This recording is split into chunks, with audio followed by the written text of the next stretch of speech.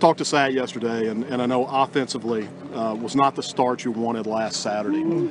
At what point do you feel like okay, we got past kind of the whatever it was that held us up to start, and we kind of started getting into a groove? What was really critical to get the offense jump started last Saturday?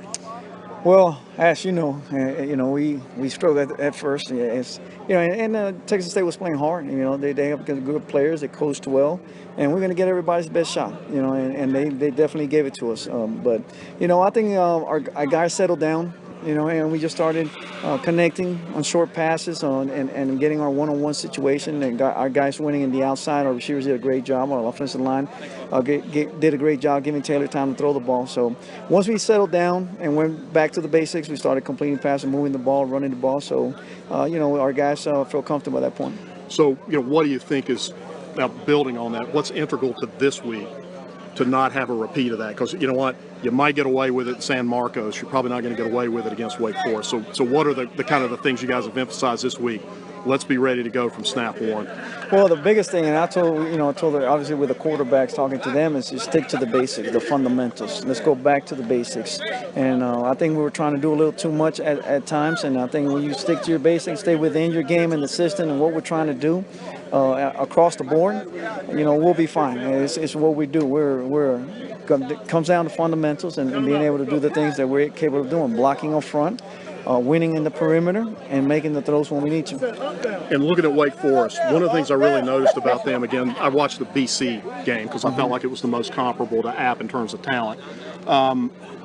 It looks like they sit back in a lot of zone. They just kind of blanket the field. It's like a big spider web back there, and they're very good at reading what's in front of them. They got in front of a lot of balls against BC. Now, again, that's a redshirt freshman quarterback, and there's a big difference between that and Taylor Lamb. But still, it's kind of like, hey, we're going to let you have some short stuff. You're not getting over the top of us, so I would imagine that requires a lot of patience when you guys are not only calling plays, but then you got to have Taylor thinking, don't try to force this, because that's when they come up and eat you alive. What have you guys talked about relative to the way they play defense? You're right on point. You're exactly right. They're a very well-coached defense, very talented, and as you say, they will not give you the deep shots. And we watch film, and they don't give it up.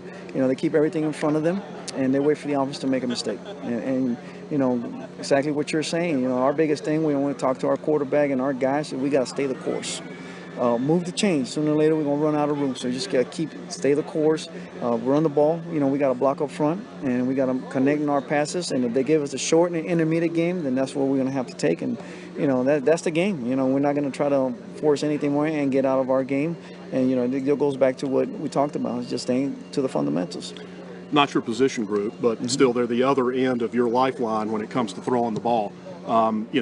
Discuss the impact of particularly Hennigan and Williams, coming in as true freshmen, and the impact they've already been able to have. I think I counted them 10 catches, 128 yards last week. Yes, sir. I mean, that's veteran production out of two guys in their third game of the career. That's right. Talk about what you've seen out of those guys from your perspective, because you're watching that whole part of the game materialize. Sure, they're very mature kids, and they understand, and they're students of the game, very coachable, and that's the biggest thing when it comes down to players. They have to be coachable, and that room has gotten a lot better. They've got some talented kids that can create some separation and make some plays down the field, and in particular those two young men there have been a pleasant surprise. Coach Watt's done a great job with receivers, getting those young guys ready to play, so that's the biggest thing. So hopefully they keep getting better in every game, and they're now veterans. Two games now under their belt, and going on now to play a big game. So it'd be interesting, and they're gonna play well. They're, like I said, they work hard, extremely hard, and in practice is almost like a game to them. So